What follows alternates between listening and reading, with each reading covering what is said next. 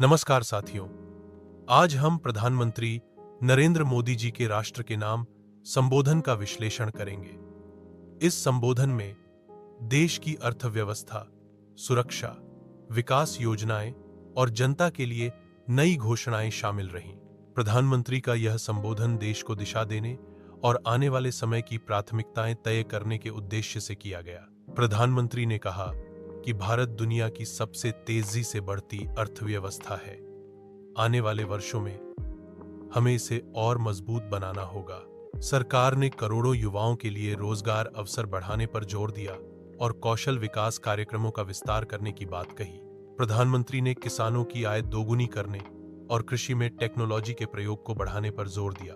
आत्मनिर्भर भारत अभियान को आगे बढ़ाते हुए मोदी जी ने कहा कि अब भारत को उत्पादक और निर्यातक देश बनाना है। डिजिटल क्रांति से भारत की नई पहचान बनी है। ऊपी और डिजिटल सेवाओं को वैश्विक स्तर पर सराहा गया। प्रधानमंत्री ने राष्ट्रीय सुरक्षा को सर्वोच्च प्राथमिकता बताते हुए कहा कि सीमाओं पर हमारी सेना पूरी तरह सक्षम है।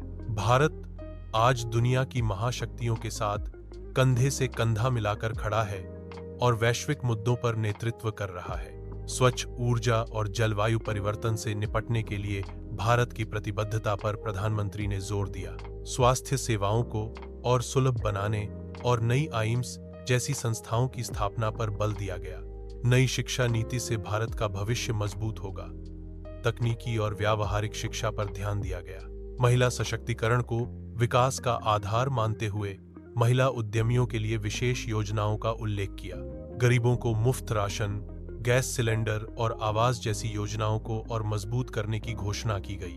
प्रधानमंत्री ने कहा कि सड़क, रेल और हवाई संपर्क को आधुनिक बनाना सरकार की प्राथमिकता है। युवाओं के स्टार्टअप्स को बढ़ावा देने के लिए नई नीतियां और आसान लोन प्रक्रिया का जिक्र किया गया। भ्रष्टाचार खत्म करने के लिए टेक्नोलॉजी और पारदर्शिता को बढ़ाने की बात कही गई। प्रधानमंत्री ने कहा कि भारत की ताकत उसकी एकता और विविधता है। हमें मिलकर आगे बढ़ना होगा। युवाओं को नवाचार और नेतृत्व में आगे आने की प्रेरणा दी गई। भारत एट 100 तक देश को विकसित राष्ट्र बनाने का लक्ष्य रखा गया। प्रधानमंत्री ने जनता से कहा कि यह सिर्फ सरकार का काम नहीं है, बल्कि हर नागरिक का कर्तव्य है। यह संबोधन भारत की नीतियों, चुनौतियों और अवसरों का संतुलित रोड मैप प्रस्तुत करता है। जय हिंद। प्रधानमंत्री मोदी के इस संबोधन ने राष्ट्र को नई ऊर्जा और आत्मविश्वास से भर दिया है।